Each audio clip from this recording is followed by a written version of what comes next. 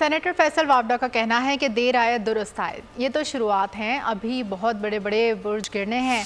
Senator Faisal Vawda का साबिक DGISI lieutenant general retired फैज़ हमीद के खिलाफ इंक्वायरी शुरू होने पर रद्द-ए-अमल। कहा बात सिर्फ करप्शन तक नहीं रहेगी, PTI की टॉप लीडरशिप भी इसका हिस्सा है। बानी PTI ने रिवर्स गियर लगाया है, आने वाले दिनों में ये ज़मीन पर लेट जाएंगे। जावेद लतीफ़ ने कहा बहुत देर कर दी मेहरबान आते आते, काश 9 मई के वक्त इदारों में बैठे लोगों के खिलाफ एक्शन होता। फैज़ हमीद आज तक इनसे राब्ते में थे और पाकिस्तान में इंतशार के मास्टरमाइंड थे।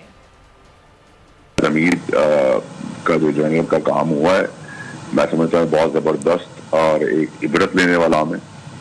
और इसके साथ मुलव्वस जितने लोग हैं उसमें, चाहे पार्टी से रिलेटेड पॉलिटिकल पार्टी की लीडरशिप हो, उनको सबसे सख्त सजा मिलनी चाहिए और इसमें कोई दो राय नहीं है। ये तो क्रिमिनल चार्ज ऐसा है कि इसमें और कत्ल वारत जो अभी आइडेंटिफाई नहीं हुई थी, जब वो सब समअप होंगी तो आप सोच सकते हैं कि किस किस्म की चीज होने जा रही है पाकिस्तान में। और ये पाकिस्तान के लिए डिफाइनिंग मोमेंट है। बहुत देर कर दी मेहरबान आते आते, काश 9-10 मई को जो कुछ किया गया था उस वक्त एक्शन ले लिया जाता।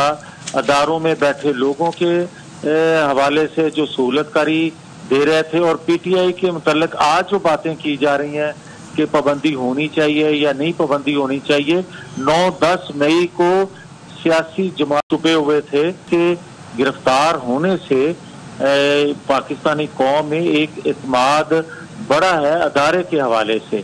पाकिस्तान के अंदर जो कुछ हो रहा था उसके मौसूफ जो हैं वो मरकजी किरदार थे। सब्सक्राइब करें और बेल दबाएं ताकि कोई खबर रह न जाए।